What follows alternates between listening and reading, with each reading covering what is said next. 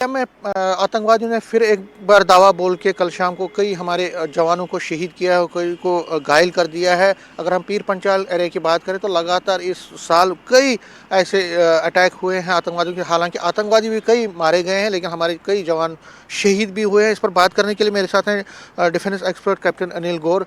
गौर साहब, इस जो पीर पंचाल एरिया में जिस तरह से कल का जो इंसिडेंट है, आपको क्या लगता है कितना बड़ा सिक्योरिटी कंसर्न है और क्यों इस तरह से हो रहा है कि हमारे जवान शहीद हो रहे हैं? हमने पहले भी देखा कई हमारे जवान शहीद हुए हैं इन अटैक्स में, इस साल में तो ज़्यादा हो रहा है। क्या ये इसका रीज़न क्या लगता है? देखिए, ऐसा है, ये जो एरिया है, जो हमारा जो रजौरी पुंछ का और ये पीर पंचाल का एरिया जो इस तरफ का है, ये इसके अंदर टोपोग्राफी बड़ी एक मैं कहूँगा ऐसी है। एक तो घना जंगल तो है ही है, श्रब्स है, जंगल होता है। जैसे आप देखिए ऊपर पहाड़ियों में क्या होता है, बड़े बड़े पेड़ होते हैं, नीचे झाड़ियाँ वाड़ियाँ नहीं होती। इधर झाड़ियाँ बहुत हैं, झाड़ियों के साथ में नेचुरल गुफाएँ बहुत हैं। और दूसरा ये है कि इसके साथ में जो लोकल जो है वहाँ पे कुछ सपोर्ट है अभी इन लोगों को। जो आपने देखा पीछे जो इनका जो ये किया था इन्होंने, ये अपना मारा है अभी, एक इतना बड़ा गाइड था इनका जो इन्फिल्ट्रेट कर रहा था, तो वहाँ पे लोकल सपोर्ट भी है। तो ये जो लोकल सपोर्ट के पीछे जो है अब ये पुलिस वगैरह जो है वो कर रही है, इन्वेस्टिगेशन कर रही है, एनआईए की भी आपने देखा इन्वेस्टिगेशन कर रही है। तो इसीलिए जो ये लोग हैं ये क्या कर रहे हैं, जैसे ये अटैक करके फिर ये ऊपर पहाड़ियों में जाके छुप जाते हैं। पीछे आपने देखा पिछले ऑपरेशन में क्या हुआ था कि ये पीछे ऊपर पहाड़ियों में छुपे हुए थे और ऐसे वेंटेज पॉइंट पर छुपे हुए थे, मतलब कि वहाँ से कर रहे थे कि वहाँ से एकदम जो है जो भी कोई मूवमेंट होती है उसको एकदम देख लेते। तो ये एक तो मैं कहूँगा एक बड़े हाईली ट्रेंड लोग हैं ये, जो भी आतंकी है वहाँ पे।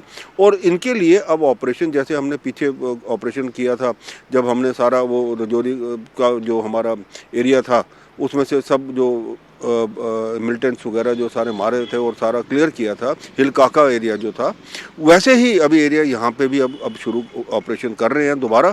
क्योंकि ये जो जब तक ये ऑपरेशन पूरा होके यहाँ से इसको सैनिटाइज नहीं करेंगे तब तक ये अटैक चलते रहेंगे, क्योंकि कोई ना कोई कहीं ना कहीं छुपा होगा।